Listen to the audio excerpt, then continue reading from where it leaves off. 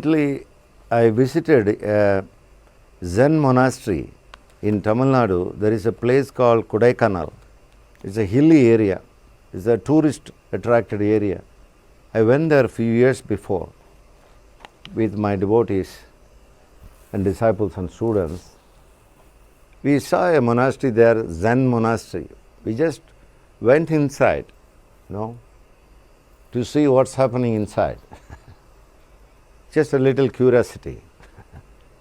When we entered into that, in the very entrance, there was a signboard saying that while you are meditating, when Buddha appears, please kill Buddha. It was written there.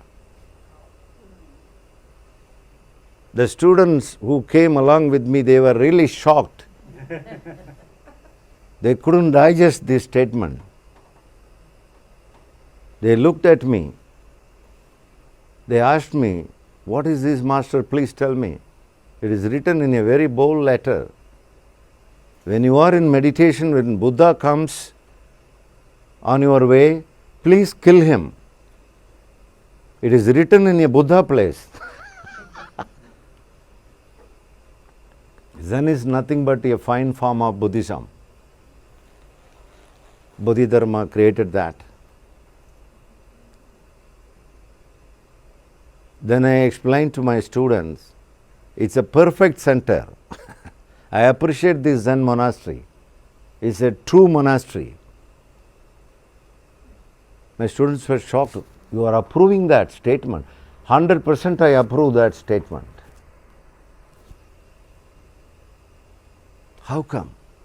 They are asking to kill Buddha. My dear, they are not asking to kill Buddha. They are asking the imagination of Buddha. Because the last barrier for your meditation is the imagination about Buddha. That's the last barrier. Hence, this center is a very true center. It is related to this question.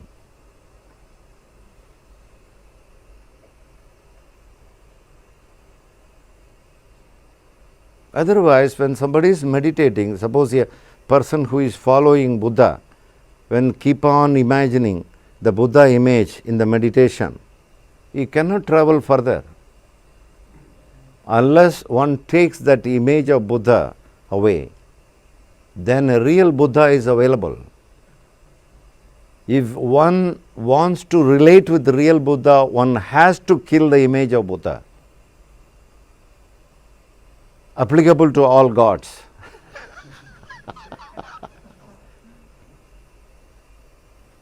Not only Buddha, anything. The last barrier is the form and the name. One has to travel beyond the form and the name. Then one achieves meditation. Real meditation happens. One reaches to the point of ultimate. One has to be careful with the images. I have seen people who are keeping the images for long years and they are stuck at that point with the image. There is a kind of bondage created, heavy bondage. What is spirituality after all? The liberating from the bondage is spirituality. Such being the case, how one can attach with an image of God? One has to transcend that.